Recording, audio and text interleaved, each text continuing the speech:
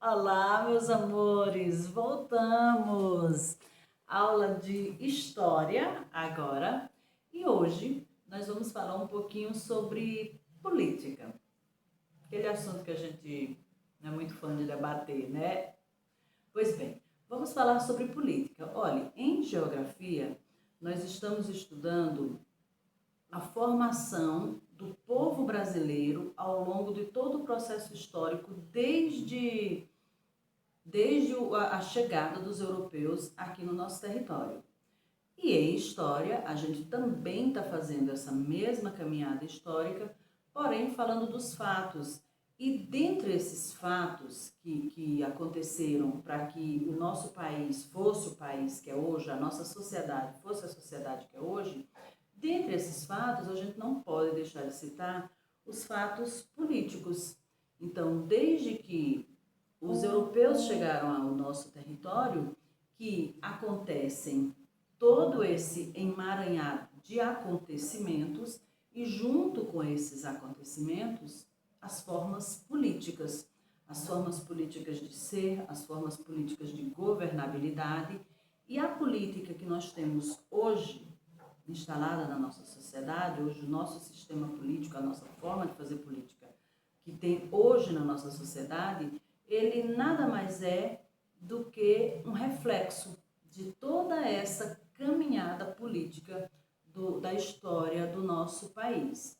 Então, nós sabemos que o Brasil, inicialmente, era aquele país onde viviam os índios, os indígenas, que nem tinham esse nome.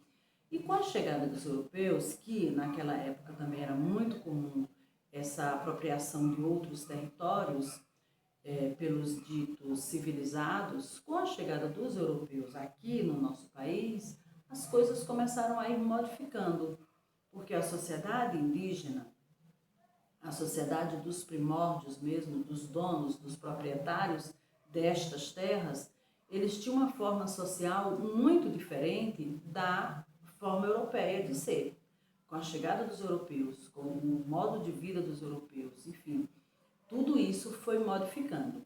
Nós sabemos que, inicialmente, os europeus fizeram aquelas tentativas e conseguiram muitas delas, inclusive isso acabou dizimando quase que pela metade a população indígena brasileira e o restante, o tempo foi se encarregando de também o fazer, né? Então, com a chegada dos europeus aqui nas nossas terras, inicialmente eles tentaram, como eles precisavam de mão de obra para o trabalho que eles queriam desenvolver e não tinham como eles trazerem toda essa mão de obra de lá, até porque inicialmente eles não sabiam ao certo o que iam encontrar nas novas terras, eles inicialmente começaram utilizando a mão de obra indígena. Porém, os indígenas não conseguiam compreender o porquê daquilo, porque o pensamento social deles era muito diferente do pensamento social dos europeus. Então, eles não conseguiam sequer compreender o porquê daquilo, o porquê de toda aquela destruição da natureza, o porquê daquela leva de material para o outro lado do oceano, e eles não se adaptaram àquele trabalho, exatamente pelo fato de eles não conseguirem compreender o porquê daquele trabalho, e foi-se necessário que os europeus trouxessem o povo africano cá para o Brasil. E o povo africano, como nós também já sabemos, naquela época era muito comum a escravização de uma tribo pela outra e a venda.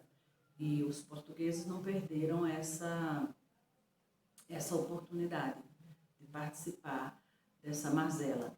E trouxeram os africanos para cá, escravizados, para trabalharem daquelas formas que nós já debatemos em sala de aula.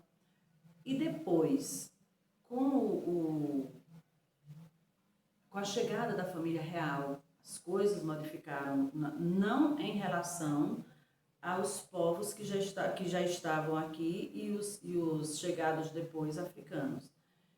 Modificou em relação à sociedade vigente, que para eles a sociedade vigente eram os ditos civilizados. Então, muita coisa em relação àquela sociedade que estava se formando modificou-se. foi construído escolas, foi construído faculdades, foi construído museus e etc.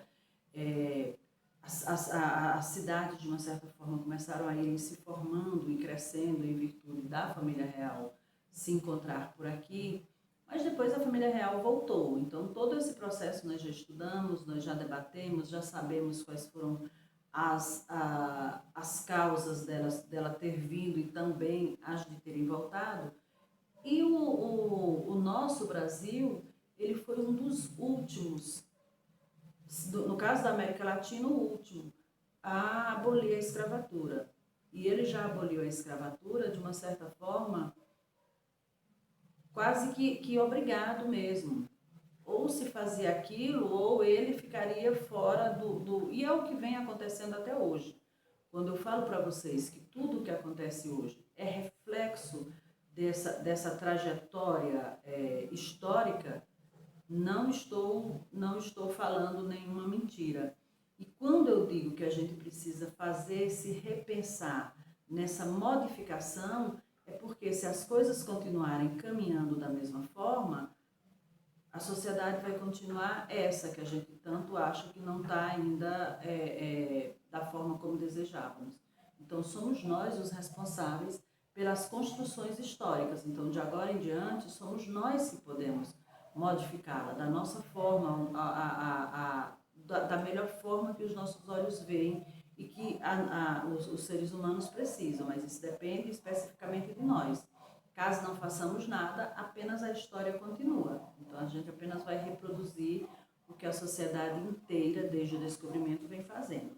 E aí, com essa abolição da escravatura, ficou-se sem ter quem fizesse o trabalho, porque eles estavam tão habituados a não pagar o negro que eles não achavam que era até injusto para eles, sei lá o quê, pagar agora, né? Então, eles ficaram sem a mão de obra. E aí coincidentemente, nesse período, mundo afora, aconteciam muitas guerras, aconteciam muitas catástrofes humanas, de fome, enfim. E aí muitos povos de outros países começaram a vir, a migrar cá para as nossas terras, fugindo dessas mazelas que eu acabei de falar, de guerra, de fome, enfim, de perseguição política, fugindo cá para o Brasil, se refugiando cá no Brasil, coisa que também acontece até os dias atuais. E aí essas pessoas foram se agregando ao nosso povo e participando também desse processo histórico. Com o passar do tempo, aconteceu o que nós também já estudamos lá em sala de aula e nas aulas online, que foi a República, a mudança de regime político. A gente vinha de um regime político. Inicialmente éramos colônia. Portugal estava lá do outro lado do oceano e nós éramos colônia portuguesa. Depois a corte portuguesa, por todos aqueles motivos que a gente já conhece, mudou-se para cá e nós nos tornamos um império. E aí, com o retorno da corte, ou pelo menos dos reis, e lá para Portugal, finalmente o Brasil se tornou uma república. Então, proclamou-se a república lá pelo Marechal Deodoro. E naquela época, aí as pessoas, nossa senhora, as pessoas, a imprensa, a sociedade, entrou em êxtase total. Porque a república, ela quer dizer que é um governo do povo. Um governo para o povo. Um governo feito pelo povo. Aí imagina só, a gente estava saindo de um governo de reis e de rainhas, de um governo totalmente, digamos, autoritário, porque o povo apenas dizia amém ao que eles sem nenhuma opinião pública, o povo apenas dizia amém ao que a monarquia propunha, para uma república, o governo do povo.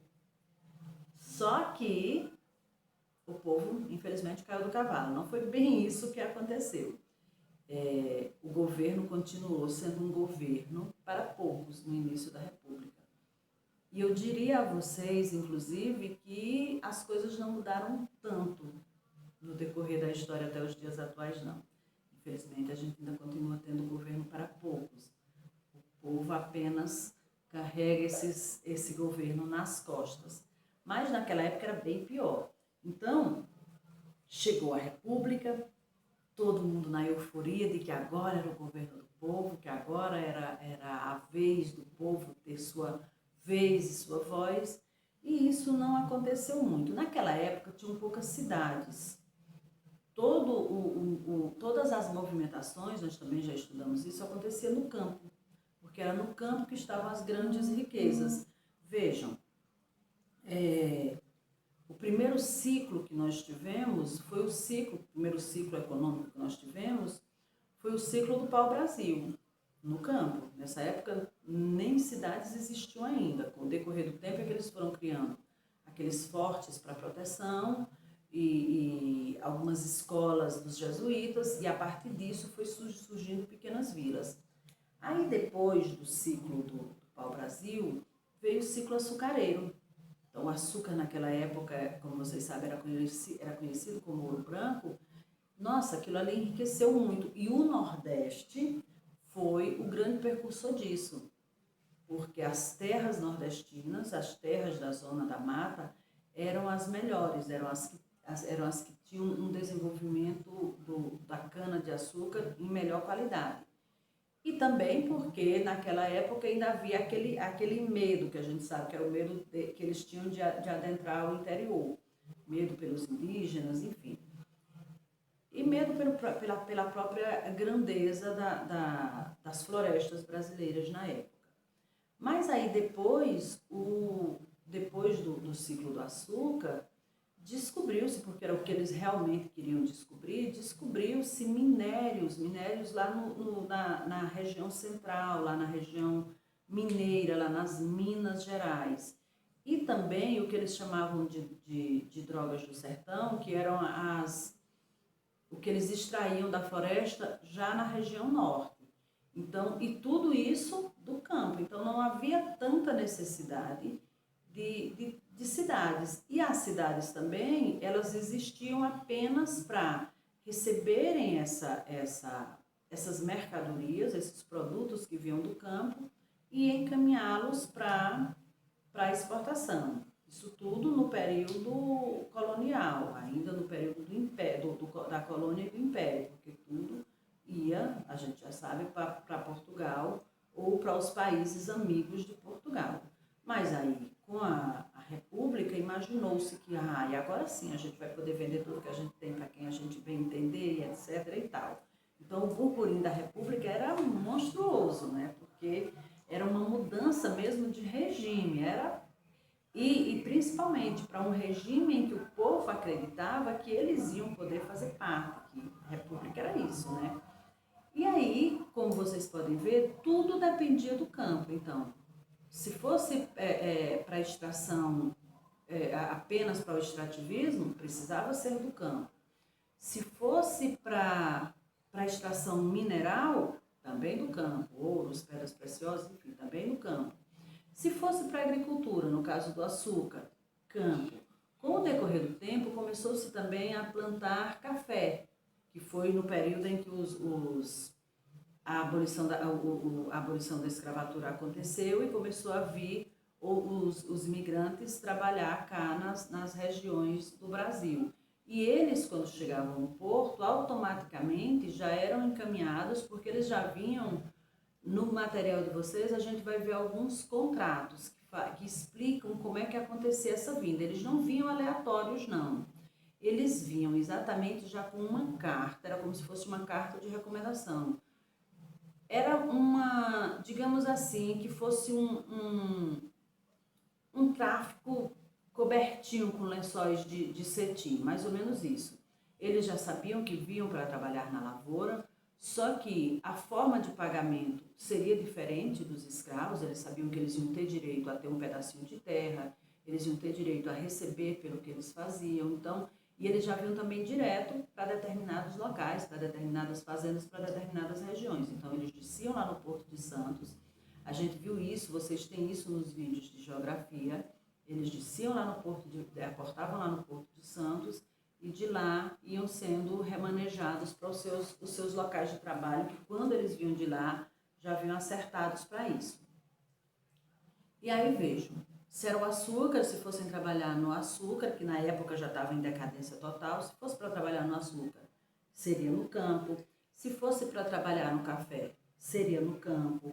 Com o decorrer do tempo começou-se a plantar também algodão, a plantar fumo, a plantar cacau. Já havia a extração da borracha, que também era algo muito lucrativo.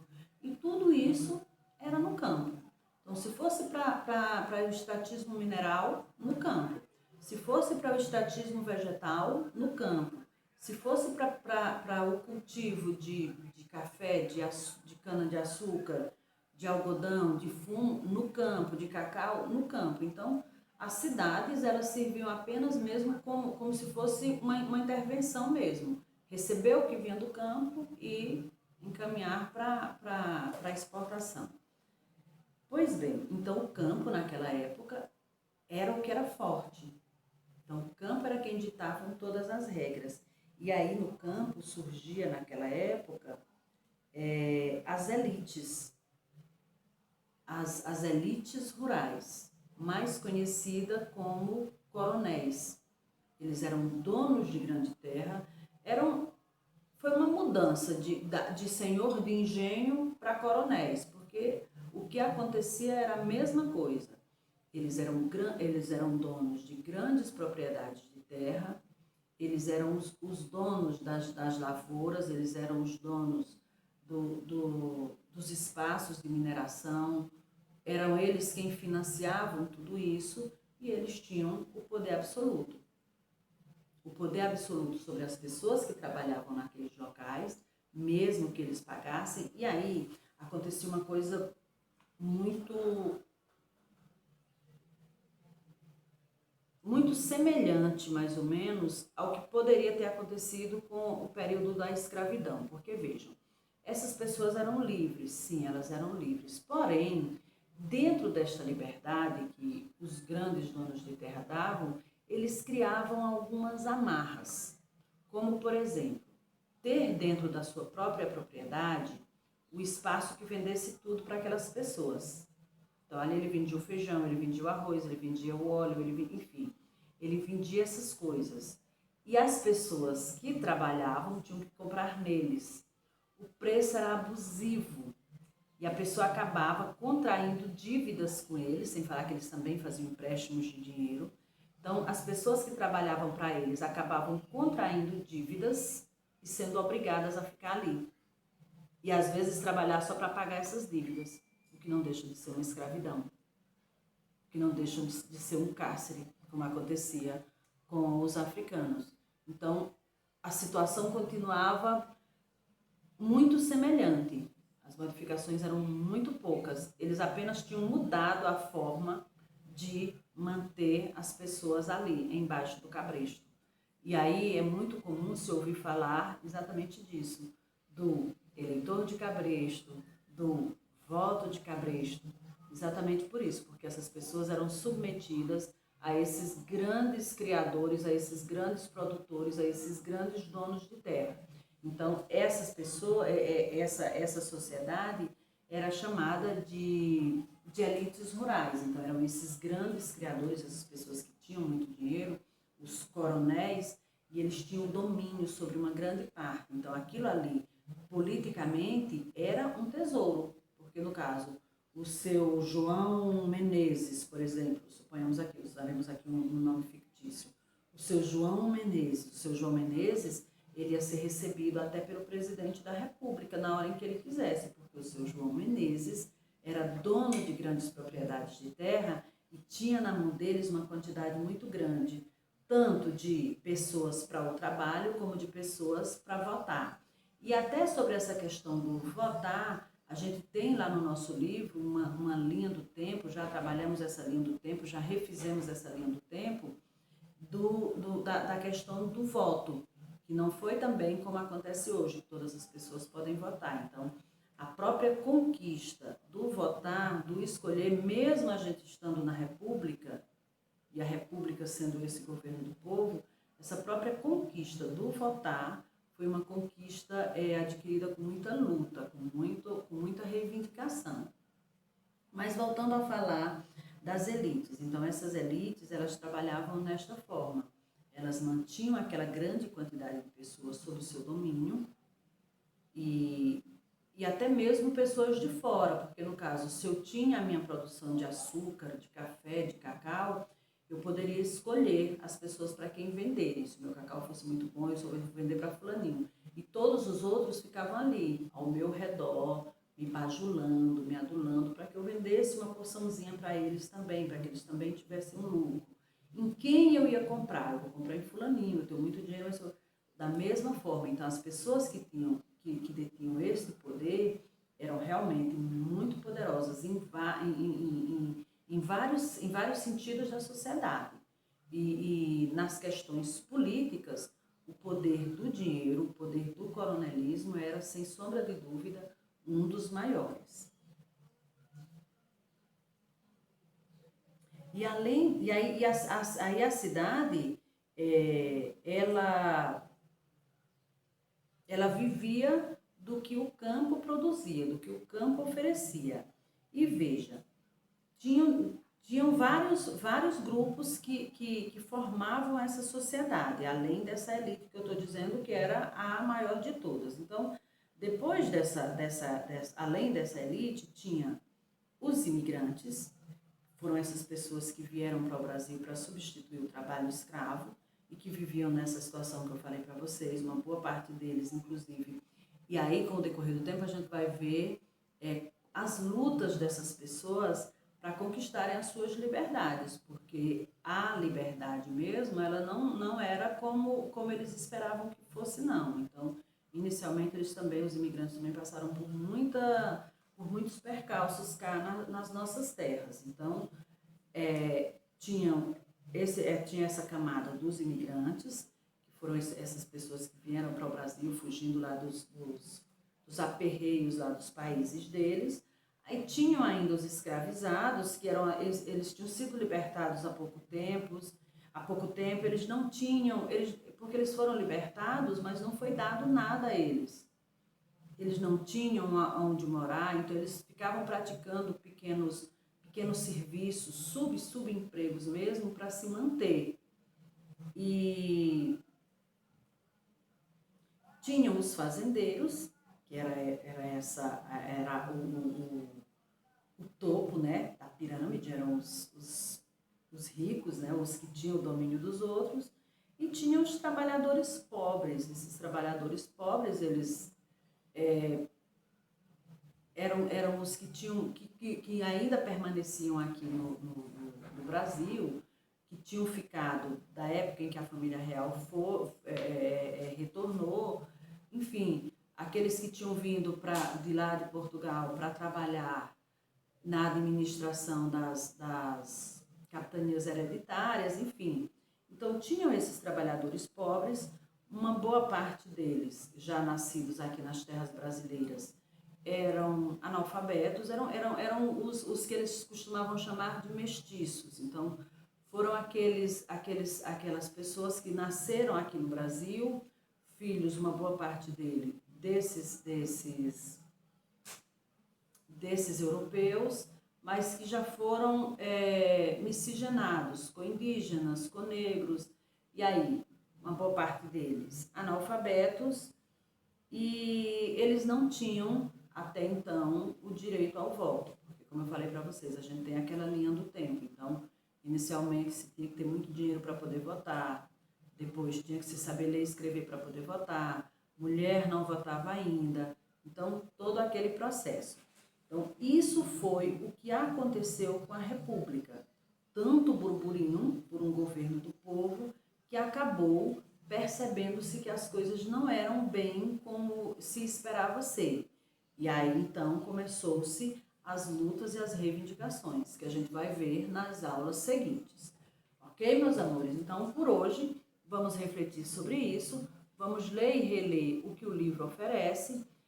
Vou enviar, além deste vídeo, um outro link para vocês assistirem também e ampliarem um pouco seus conhecimentos. E leitura, muita leitura, bastante treino nessa leitura, respondam as questões de uma forma muito bem elaborada, com um pensamento crítico, digamos assim. Fotografem e me enviem, ok? Por momento é só. A gente se vê por aí.